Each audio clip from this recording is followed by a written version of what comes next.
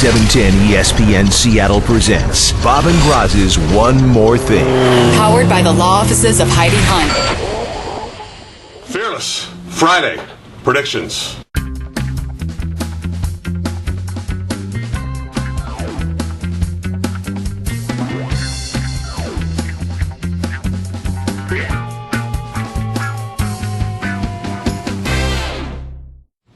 You're back. Hi, Bob. Look at you. It's good to see you. Welcome back. I'm back with insights from back east, too, so I'm going to be extra tough on you this week. Although, what happened last week? I thought I did pretty good last week. You're asking Colin to work, and that never ends up well for anybody. You guys, if you want to know, it's all you got to do is cycle back on the thing, and it'll click, and you can find it. It's still on there. We don't take stuff down. And let us know how we leave our picks up there. I don't even remember what games we picked No last matter week. how embarrassing. Well, I know we didn't pick the Seahawks one because we couldn't have. Let's not waste our time. Bob, you were 3-1. Groz 2-2. 3-1, 2-2. We're about dead even, man. We're very, very close. Bob's 25-27. Groz is 26-25. One game separates us. The why I have one fewer than you is a question we can ask later. We'll start with the Seahawks, even though it's the Monday game. The Seahawks opened up as a 6.5-point favorite, which is pretty big for them.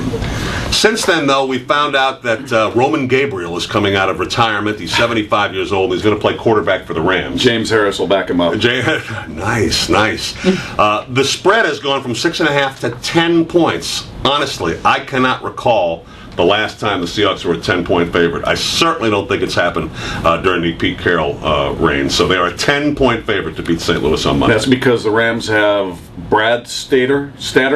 Brad Stater sounds right to me. Brand Stater. Wow. Well, that should have made it 9 right there. It should. Guy doesn't have an NFL start.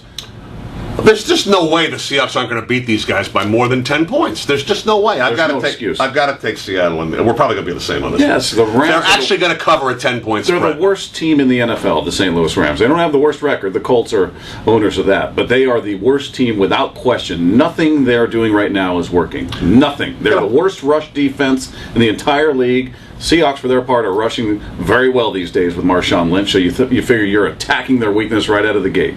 Right? You don't even have to worry about what Tavares Jackson has to do to beat this team because you figure Marshawn going up against that defense will get it all done. I think they cover it easily. Practice squatter playing quarterback. All right, we agree on that one. The other division game is the two teams in the division playing, and I put this one in there because it fascinated me.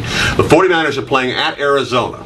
Now, what would you guess off the top of your head what you think a line for that one might be? I'd say the 49ers are clearly favored. Right, even though they're on the road, I'll give it, 7.5? 7? See, that's what I would have thought. Opened at 4 is now 3.5 points. Really? Is that all because of that blown opportunity by the Dallas Cowboys? And they maybe. They did play better, I guess, but it's the 49ers have clinched. So what is it again? 3.5? 3.5 points. The 49ers are a 3.5-point favorite on the road in Arizona. Wow. I'll take the 49ers, man. That seems like a layup, but Vegas always knows something. They always know what they're doing. Hence, I'll go the other direction. They must know something we don't know. There must be something that we're not aware of in this game. Can I say for the record, I don't feel good about that one right now? You can. Hey, look. Can I say for the record that I don't either? Somebody's going to feel much better at the end of this. I'm going to go with Arizona in that one. All right, our since we got no college, we got to go 2 wild card ones. I think I picked 2 good ones for us. Okay. The Chicago Bears are taking on Lord Almighty Tim Tebow himself Tim Tebow. and the Denver Broncos. The Broncos are a 3.5-point favorite. Thank you, Tim. As Tebowing takes place at any moment, any place in America, everybody's inspired. What's the spread? Denver at home is a 3.5-point favorite. I think the Broncos are going to win. Don't tell me you've come over. No. It's not about my faith in Tebow. It's about my lack of faith in Caleb Haney or whoever the Bears have, and they don't have Matt Forte, most importantly. That's a large chunk of their offense, so it doesn't even matter who they have playing wide receiver because they don't have a quarterback. So I believe in their defense, but unless their defense can come up with some takeaways and score some pick sixes, Broncos at home have momentum. I'm going to give it to they've got a good defense as well, which is going to be an absolute nightmare for just a depleted offense for the Bears on the road. So I'm going to take the Broncos. Well, they do have the Marionator, though. Marion Barber will be in the backfield. Marion the Barbarian? He'll be back there. Look, I'm one who's kind of believed in the whole Tebow thing, but Denver's not this good. This is the game they lose. This is the game I hope you're right. Up a cropper. I'm going to take the Bears on this one. And then my Dallas Cowboys. absolutely, positively gacking beyond belief last week against the Cardinals, are now playing the Giants. And they got 2 of their next 4 games against the Giants. This one's in Dallas? This one's in Dallas. Okay. They are a 3-point favorite, and that's all. What surprised me about this one, opened at 3.5, went down to 3, even though Dallas got the news late in the week that Miles Austin is back. So I don't know, unless that became official today and that line changes dramatically tomorrow, this is basically a pick'em game. They're a 3-point favorite because they're at home. I'll take the Giants. You rat bastard. Eli Manning's been playing very well. Even though they lost to the Packers, he played very well.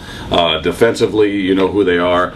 I mean, well, but listen, everything's on the line for both these teams. Absolutely. This is absolutely huge, and I could very well see the Cowboys winning, especially they've got something to prove after last weekend. But I feel like Eli and the Giants are going to get it done. So I'll take the underdogs. I'm not going to be chalky Bob on this. All right. Well, I'm going to say my trip to New York helped me on this one because it reminded me, and all they're talking about in New York is how the Giants have almost uniformly stunk in the month of December since Tom Coughlin is there. They have collapsed. They did it last year and the year before.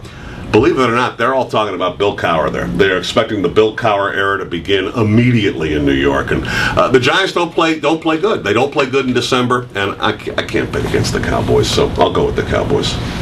Fearless Friday picks. You have one less because